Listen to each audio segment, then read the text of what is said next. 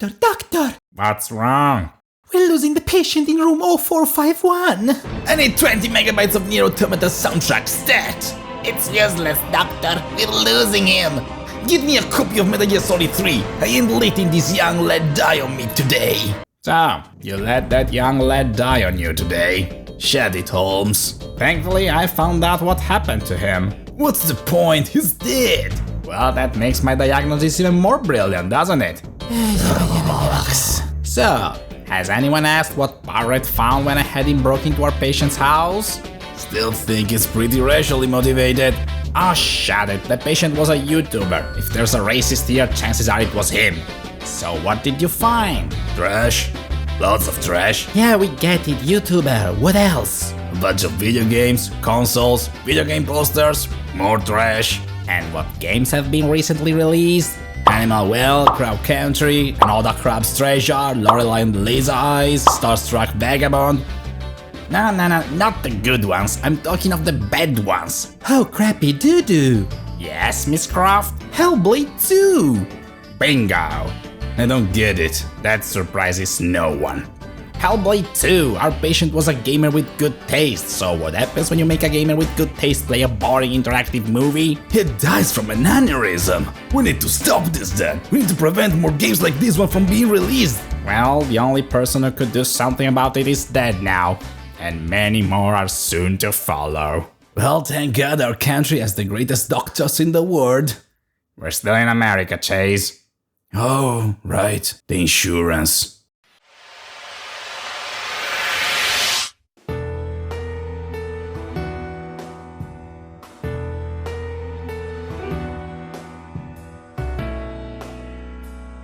Well, that was fun while it lasted. So, what's next? Are you seriously asking me that? What do you think is gonna happen next? Hell! Oh yeah, sure, no question about that. Just wondering if I can at least pick the seat on my way there, or if there's food service on Karen's boat.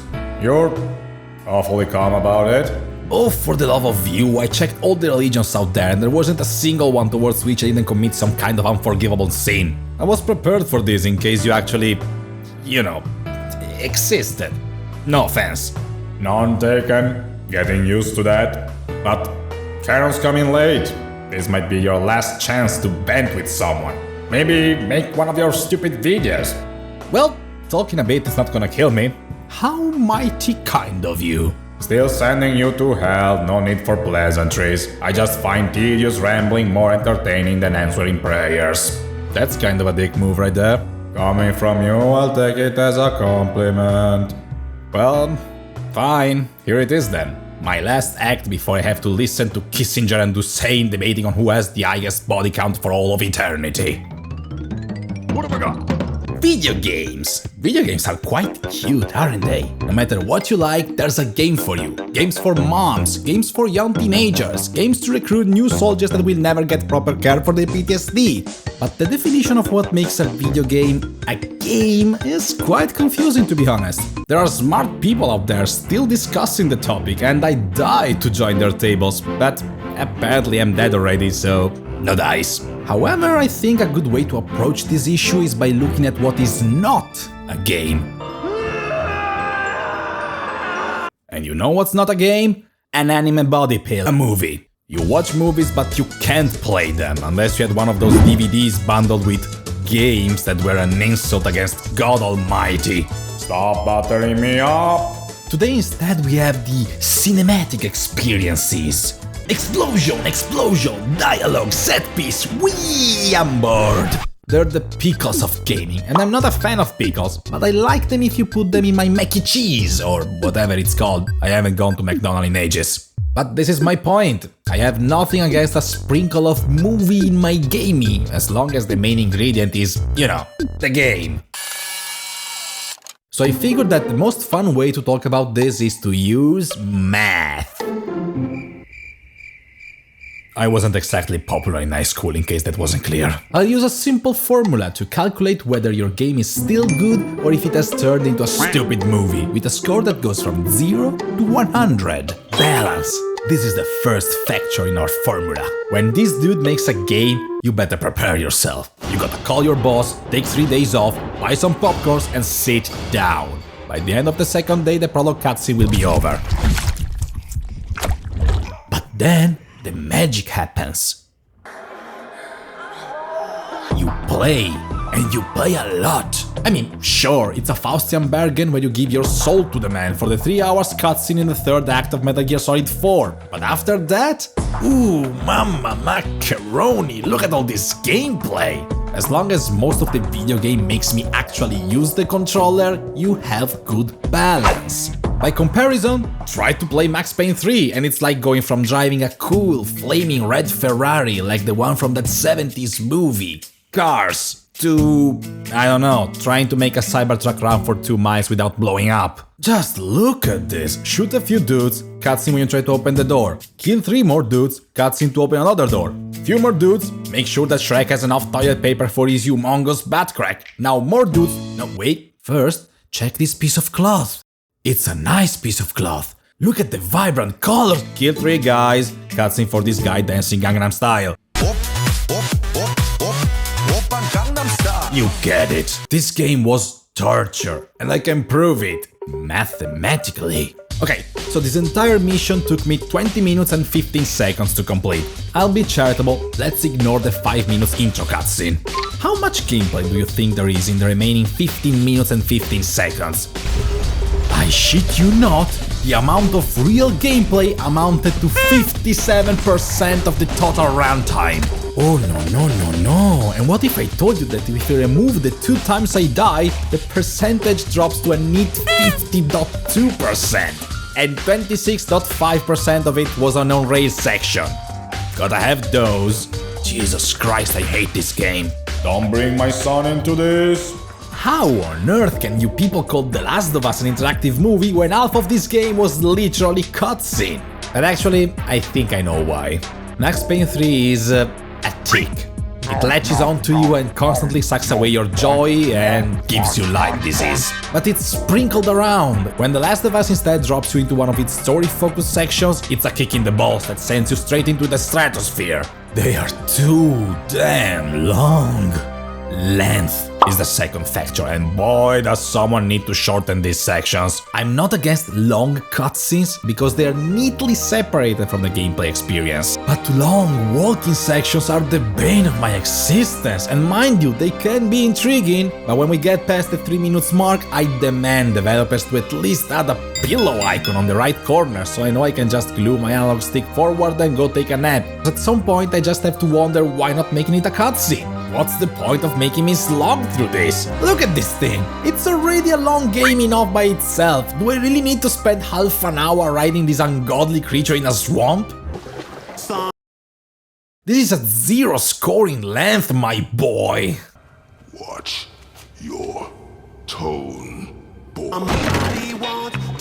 So yeah, there you have it. Balance and length, and strive for that 100% score. Simple enough, hey? Hold up. You thought I could only make additions? Let me hit you with multiplications now. And that's not all. This new cute variable, it ranges from 0 to 1.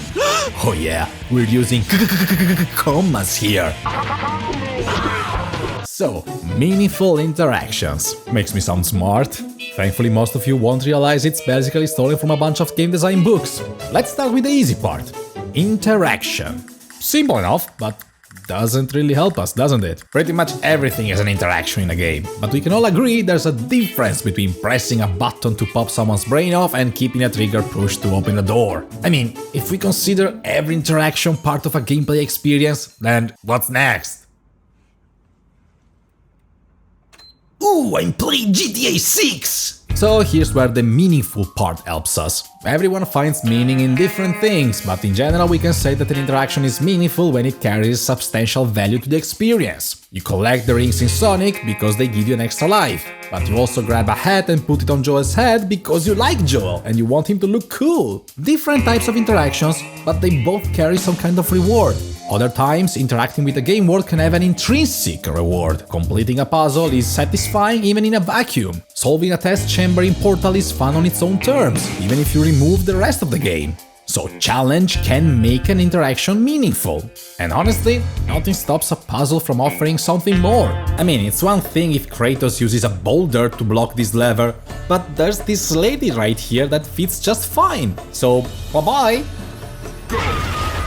Both a fun gameplay section and a chance for our anti-hero's characterization to shine, and a bloody mess for someone to clean. And with that all said and done, let's go back to the crime scene of my own death. Welcome back, Hellblade 2. How does this game score?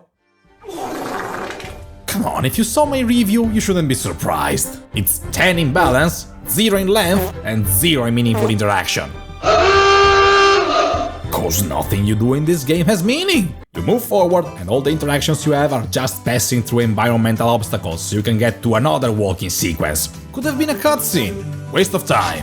The puzzles? They lost the thematic element from the previous game and they basically complete themselves. There's no challenge and they don't give you any insight in the character. Waste of time. The combat? Well, it was basically a glorified QTE. I mean, I guess some of you found it fun, so let's leave this one to personal taste. But for me, too boring and so scripted that it feels like a movie. Waste of time. Basically nothing I did in Hellblade 2 ever felt like a game. Complain all you want about Sony making 100 games that play the same way. Complain about Kojima and his super long cutscenes. But this thing costed me 50 euros and it was no different from the graveyard.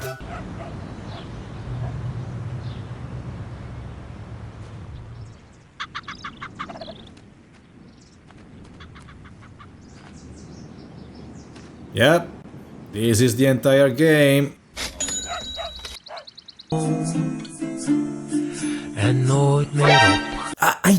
I hate Hellblade 2. I hate this thing. I hate what it represents. I hate the fact that it exists and this rage just gives me...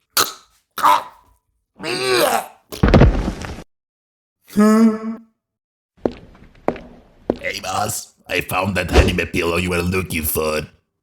Wait, is this guy dead?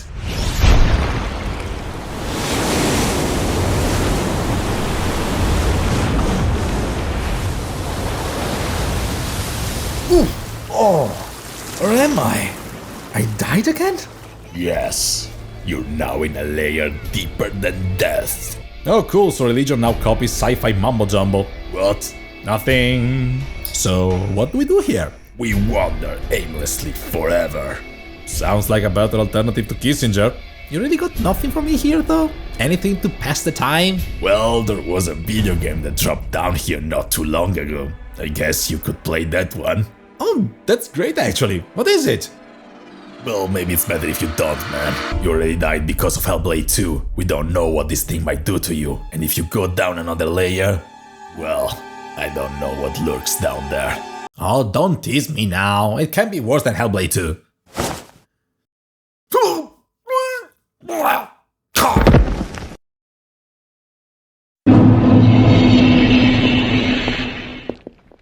Hello? Hello? Anyone here? Jesus Christ, why don't I listen to people? Hey! I see a light! Are you a friend?